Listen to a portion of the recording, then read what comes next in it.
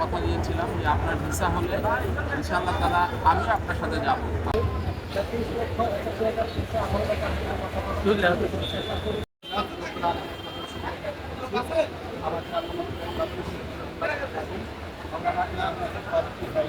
আজকে রওনা হয়েছেন। আলহামদুলিল্লাহ আমরা আছি। আমাদের সেই ডাক্তার সাহেব তাকে বিদায় জানাতে আমরা বাড়িবেড়া মাদ্রাসার এবং ইমাম ভাইয়ের বাবা বাবা গরু আসতে আমাদের নিয়ে আছেন, এই ভাই আছেন, মাহাতি আছেন, আমাদের সঙ্গে আমরা কাজ করেছেন। তারা মোবাইল ধরে রেখেছেন, তারাও আছেন। নওনা আবুল রায়হান, হাফিজ সালমান, নওনা ইনামুল হাসান ফারুক ভাইকে আমরা দেশে যাবৎ এই পক্ষ থেকে ফান্ড কালেকশন করা হয়েছিল। সেই ফান্ড কালেকশন করে আমরা ইতিমধ্যে এই আপডেটটা আপনারা অনলাইনের মাধ্যমে পেয়েছেন।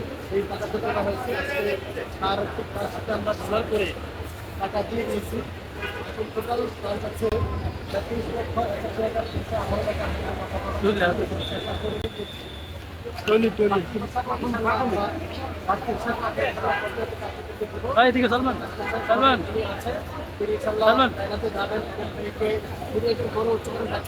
তিনিও সব কিছু গুছিয়ে কাছিয়ে আবার পুরোনো বাংলাদেশে চলে আসছেন। করতে এমন মুহূর্তে আমরা করতে হচ্ছে হয়তো আন্তর্জাতিক বিমানবন্দরে এসে তাকে জড়িয়ে জানাতে পারছি।